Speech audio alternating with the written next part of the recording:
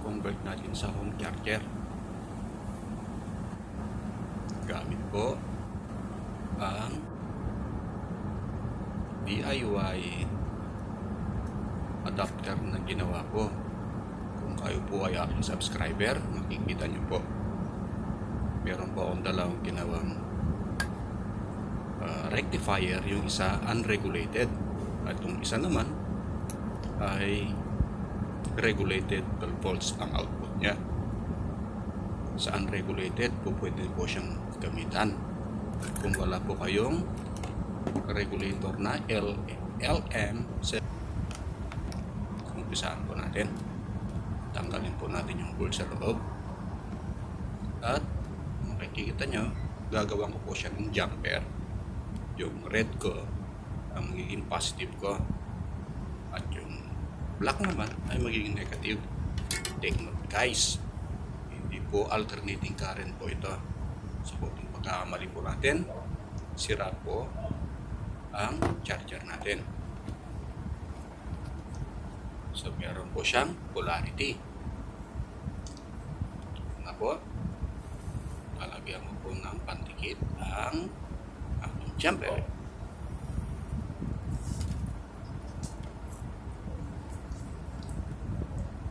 Ito na, welding natin sa negative side na charger.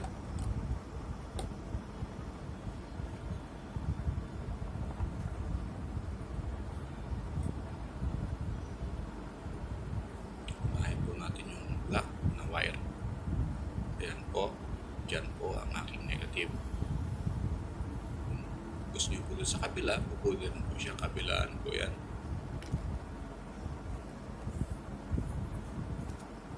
Then yung may spring, yun naman ang aking positive.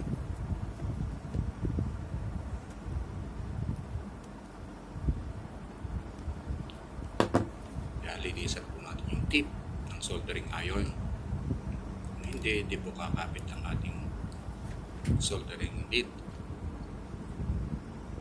Ayan na po siya. Lalagay po natin mga ka-technician. Connected na po ang negative terminal natin. Susunod natin ay ang positive. Since hindi ko nagagamitin ito sa car namin, so puputulin ko yung spring.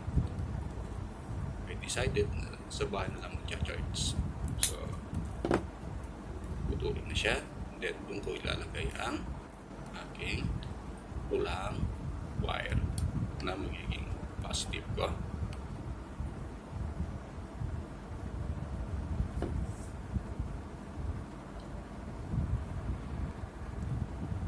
Madali lang po itong paraan na to.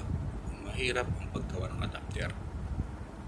So nire-recommend ko po doon po tayo sa unregulated kasi itong car charger supported po nitong volts ay 12 hanggang 24 volts. Sa unregulated makakakuha tayo ng voltage hanggang 14 to 15. So kayang-kaya ni car charger natin. Ngunit kung gusto nyo po regulated, mas mainam din po. Yung nga lang, gagamit po tayo ng regulator.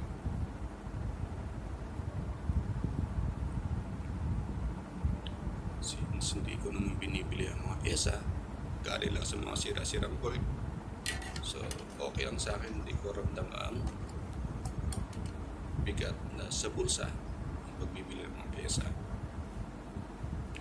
Katulad itong car charger nito, bibili lang po ito ng $4.80 for $9. So yun po mga palit. Tatanggalin ko lang po yung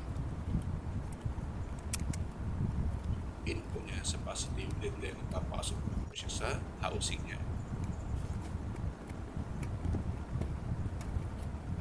Ito na ang aking 12 volts adapter. May-maintain ko ang 12 volts output.